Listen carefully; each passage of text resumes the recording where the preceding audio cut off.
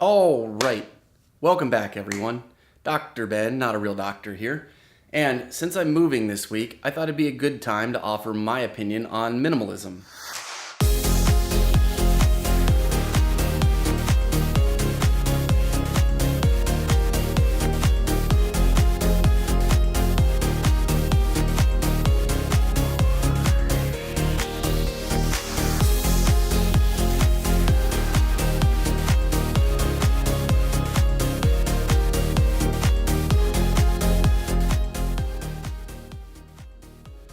So, when most people think of minimalism, I think what they tend to think is something along these lines.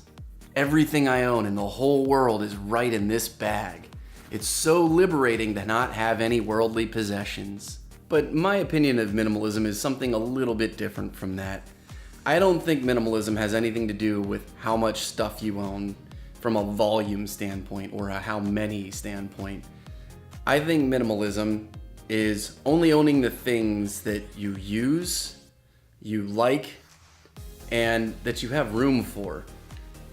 I think if you have a 6,000 square foot house and you have a 20 by 20 storage unit you rent, plus a 20 by 20 shed on your property, you might want to reevaluate what you're doing. That's a lot of stuff. Do you really need all that? Do you really use all that? Is it just stuff you haven't gone through and gotten rid of? Personally, I am a complete gear whore. I love gear, camera gear, camping gear, workout gear.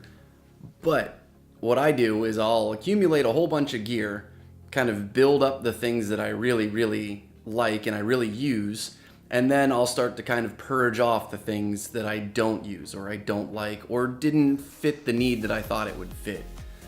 This kind of keeps me in flux as far as what I have around and what I'm using, but it also keeps me from having more stuff than I can manage. So what sparked this whole thought process today is I'm in the process of moving from a one-bedroom apartment with a garage into a room I'm renting from someone to save a little bit of money. And honestly, there's no way I can take everything that I have here with me. There's just not enough space in where I'm moving to.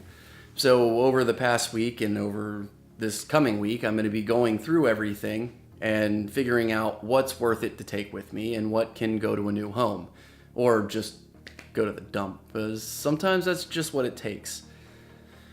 And it really forces you to pare down and find what things really matter to you and what things you haven't gotten rid of just because you've been too lazy. Basically, there's no such thing as not enough time. If it's important, you'll find the time. But personally speaking, it is really liberating to get rid of that stuff that's been sitting around longer than it should have and you just haven't gotten rid of it. I actually feel a lot more relaxed not having that stuff nagging at the back of my head saying, oh, you should be using me, you should be doing something with this. It's nice to just get rid of that and have that little voice disappear. The stuff's not here, you don't feel like you should be doing something with it.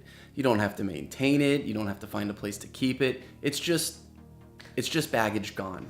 It's really nice. So what does this have to do with having a healthy lifestyle? I think the concepts behind minimalism, not so much the living in 200 square feet, because obviously that is definitely not for everyone.